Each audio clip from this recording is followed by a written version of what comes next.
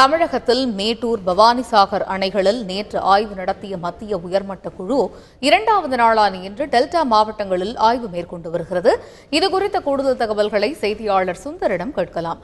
சுந்தர், வணக்கம். இன்று மத்திய உயர்மட்ட தொழில்நுட்ப குழு தற்பொழுது வரை டெல்டா மாவட்டங்களில் உள்ள எந்தெந்த பகுதிகளில் ஆய்வு செஞ்சுட்டு வராங்க?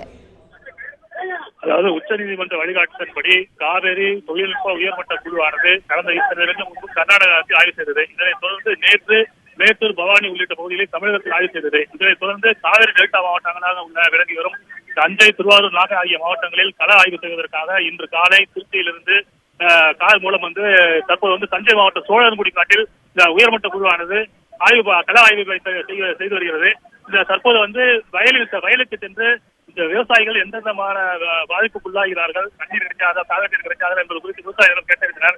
தற்போது விவசாய சங்க பிரதிநிதிகளிடம் அவர்கள் எந்தெந்த பாதிப்புக்குள்ளாகிறார்கள், காவிரி நீர் கிடைக்காததால் என்பது குறித்து விவசாய சங்க பிரதிநிதிகளிடம் ஆலோசனை செய்து இதன் பிறகு அறிக்கையை வரும் 17ஆம் தேதிக்கு உச்சநீதிமன்றத்தில் சமர்ப்பிக்க உள்ளனர். இந்த கள ஆய்வை தொடர்ந்து திருவாரூர் மாவட்டத்திற்கு செல்லும் உயர்மட்ட குழுவினர் அங்கு ஒரு 4 இடங்களில், அதாவது பெருந்தவளத்தான் உள்ளிட்ட 4 இடங்களில் கள ஆய்வை செய்ய உள்ளனர். இதனைத் தொடர்ந்து நாகை மாவட்டத்திற்கு சென்று வேளாங்கண்ணி, கருங்கண்ணி உள்ளிட்ட பகுதிகளில் தனது ஆய்வை செய்ய உள்ளனர். இறுதியாக இன்று மாலை புதுதில்லிக்கு புறப்பட்டு 17ஆம் தேதி உச்சநீதிமன்றத்தில் அவர்கள் தங்களது அறிக்கையை சமர்ப்பிக்க உள்ளனர்.